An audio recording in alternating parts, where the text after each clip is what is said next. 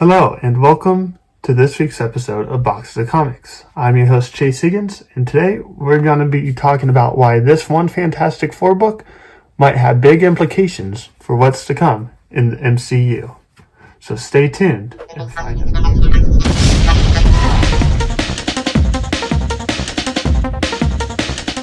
Alright, let's begin. So, as I said in this intro, there's one comic book that might be very successful and very interesting to have when you go to watch the next set of MCU movies. That being said, it is a Fantastic Four book, and I was able to get it right before Loki premiered, and it's Fantastic Four number 353. This is an important book because it goes through and it details the Fantastic Four and how they are being they're on trial for their crimes against the TVA, much like in Loki. So I think this might be a good book to either go out and get, or if you already have it, hang on to it, because the future of the MCU will most likely involve the TVA in some way, shape, or form, just because of what happened during Loki. So let me give you a bit of background about why this book is important, along with a couple others. So the first appearance of the TVA isn't in this book. It's actually in the old Thor run.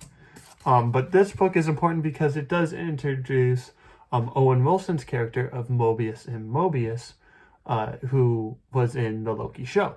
And I believe that this one might be pretty hot and might come up in value as the TVA get further explored and further in depth, just because it's an interesting book. It has a key appearance in Mobius. It does talk about the TVA, and along with the Fantastic Four coming up, I think that if they are able to talk about the Time Variance Authority with Fantastic Four, not only will this particular book go up in value, but I also believe that a couple others from my Fantastic Four book that I have right below me might increase too, just because it is the TVA, and I know that a couple first appearances have spiked up when the MCU does actually go through and make certain villains or certain heroes appear in their movies.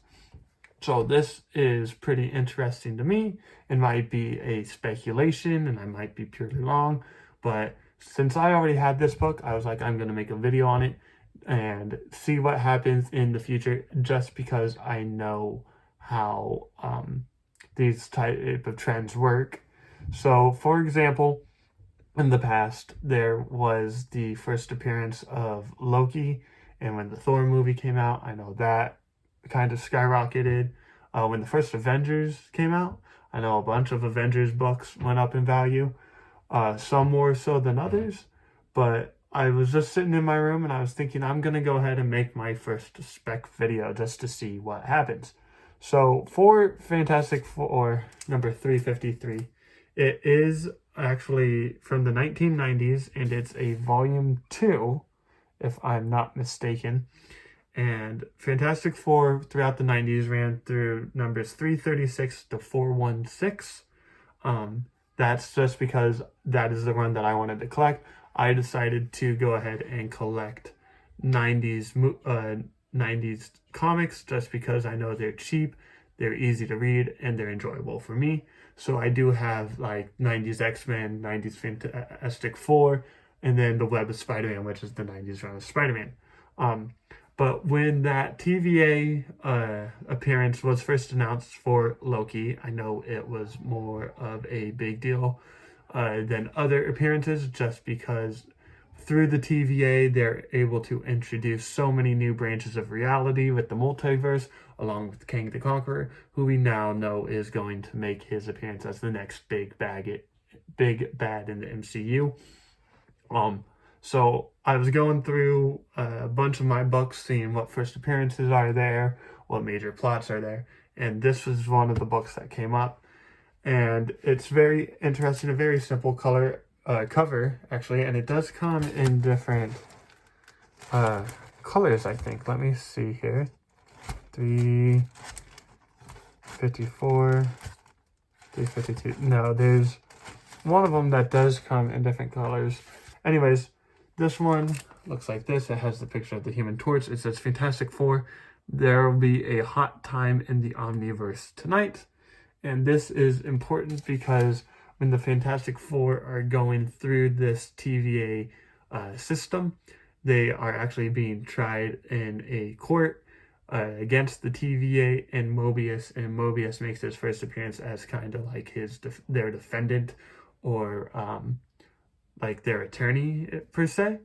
And so it sparked an idea because I know he's in Loki and he is coming back for a Loki season 2, which will be interesting. Even though this isn't the first appearance of the TVA, like I said earlier, and that does go to the early Thor run, which is always interesting to me. I think having this book along with a couple others will be handy. I do know that the first appearance of King the Conqueror did go up in value. I know that the first appearance of Thanos went up in value, and I was able to actually get the Infinity Saga and the Secret Wars saga all complete before the movies came out. I know Infinity War came out a couple years ago now, but I do have the graphic novel for both Infinity War and Infinity Gauntlet tied into one. Secret Wars, I have all but Secret Wars 8, so I'm gonna have to try to work on that too.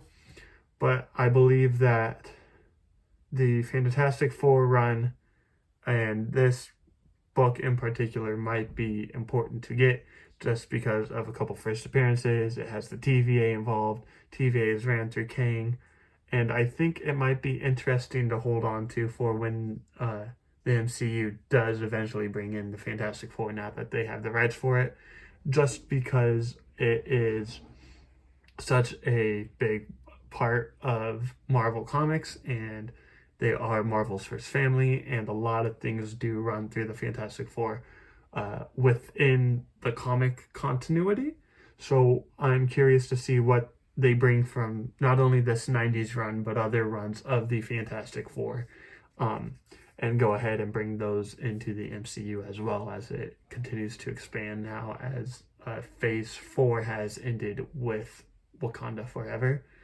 And Phase 5 begins with Ant-Man and the Wasp. And I feel like Ant-Man and the Fantastic Four might go hand in hand too, because they're both science fiction.